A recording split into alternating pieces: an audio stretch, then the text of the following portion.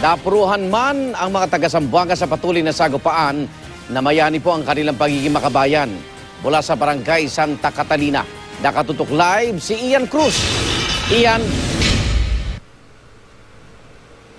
Yes, Igan, sa kabilangan ng bakbakan ay lumakas ang nasyonalismo ng mga taga rito sa Zamboanga City. Ilan nga sa mga bahay at mga establishmento at mga sasakyan ay nakita nating may mga watawat ng Pilipinas. Patunay raw yan na patuloy silang malaya at di nasakop ni numan.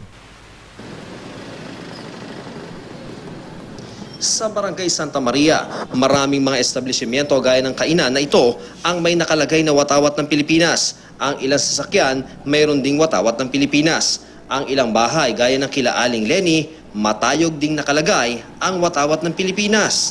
Yan, flag na yan, hindi namin aalisin dyan hanggang matatapos itong, ano ba yan, tawag, gera o ano ba yan.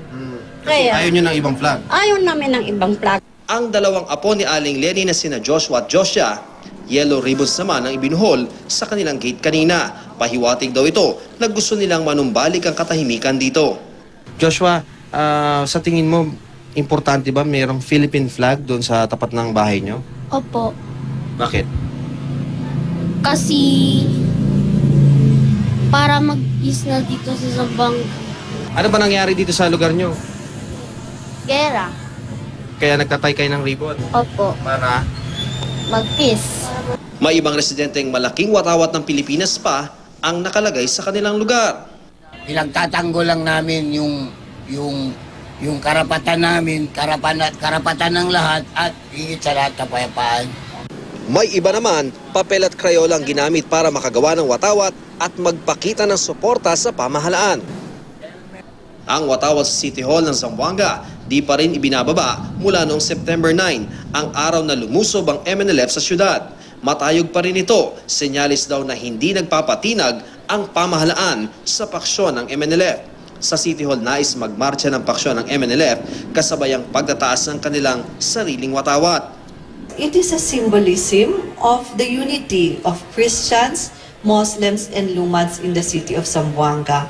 Sa KGK building nga kung saan nagkuta ang MNLF, itinaas na ang watawat ng Pilipinas. Patunay daw na hawak na muli ito ng gobyerno at di ng MNLF faction.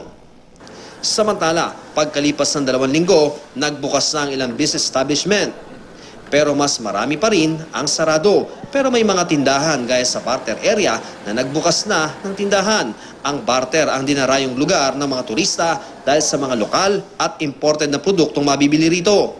Naubos na ang budget. Yung tinatago ko, wala na. Kaya napilitan na kayo magbukas. Kahit medyo tense pa, nakaganyan-ganyan pa. Sabi ko, open na tayo. Yung utang namin, paano makabayad? Kapansin-pansin din, marami na ang lumabas sa sakyan ngayong araw.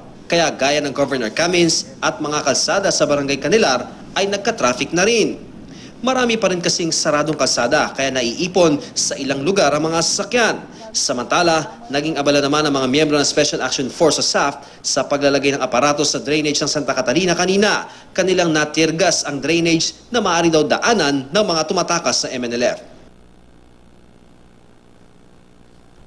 Igan dito sa Santa Catalina ay mangilan-ngilan ng mga putok lamang at pagsabog yung ating narinig hanggang sa bago nga tayo sumahimpapawid. Samantala, Igan, inanunsyo naman ng pamahalang lokal ng Zamboanga na sa Miyerkules ay magkakapasok na sa mga lugar na labas sa 7-kilometer radius na danger zone. Balik sa iyo, Igan.